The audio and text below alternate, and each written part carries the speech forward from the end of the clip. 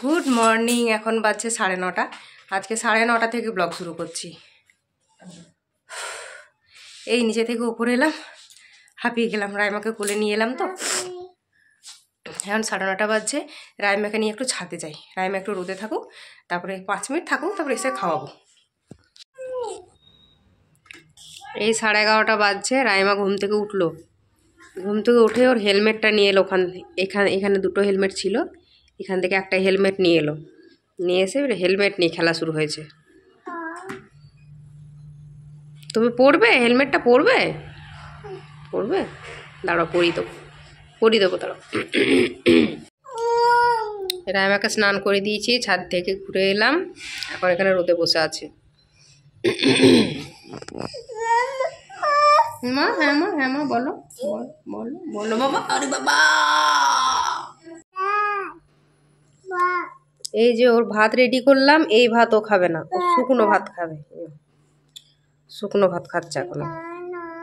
খাও মা, খাও খাও। হুম হুম খাও। পড়ে যাচ্ছে তো, ভালো করে টিপে ধরো মুখটা, দেখবে পড়বে না।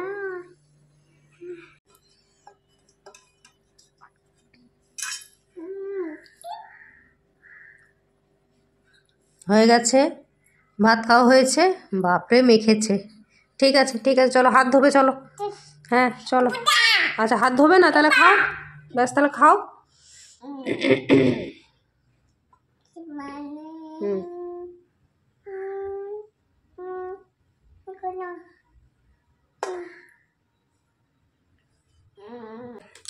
এখন সন্ধ্যে 6:30 বাজছে। এই আমি চা খেলাম। আর রাইমাকে এসাম খাওয়াইনি, এই রাইমাকে এসাম খাওয়াবো। আমি রুটি খাচ্ছিলাম, রাইমা আমার কাছে রুটি ছেড়ে নিয়ে নিল। সে রুটি এখন খাচ্ছে। রুটিটা শেষ না হলে এসাম খাওয়াতে পারবো না। আর রুটিটা রাখছেও না, আবার রেখেছে। কি হয়েছে? কি হয়েছে? হ্যাঁ, রুটিটা এখানে রেখেছো? এই রুটির টুকরোটা খেলে খাও, নাহলে ফেলো তো। চলো তোমাকে এসাম খাওয়াবো। চলো, ঝুঁকো নামা, পড়ে যাবে। এসো নামো নামো নামো নামো, এসো নামো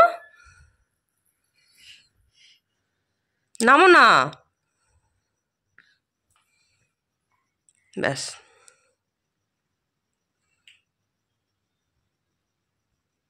রুটি খেতে বসলো। এসাম রেডি করে এনেছি, এসামটা খাওয়াতে পারছি না। এসাম খাওয়ানোর পর রুটিটা দেওয়া যাবে না, তাহলে কোনো কারণে গলায় লাগলে এসামটা বমি করে দেবে। ওই জন্য ওই ঝামেলা জিনিসটা শেষ হোক। খাবে না, দাও তো, আমাকে দাও, রুটিটা দাও। ওইটা না, ওইটা দাও, ওই হাতেরটা দাও। হ্যাঁ, ওইটা দেবে না। এই 10:28 বাজে। ফাইনাল আমার রান্না হলো, আর রাইমা ঘুম হলো। রাইমাকে ঘুম পাড়ি দিয়ে আমি রান্না করতে বেরোলাম। তখন 9টা বাজছে। ঠিক 9:10 বাজলো, রাইমা ঘুম থেকে উঠে গেল। আবার রান্না চাপানোই হয়নি, জাস্ট সবজি কাটছি। আবার রাইমাকে ঘুম পাড়ি দিয়ে বেরোলাম, তাড়াতাড়ি করে রান্না করলাম। জাস্ট সব কিছু কড়াই চাপিয়েছি।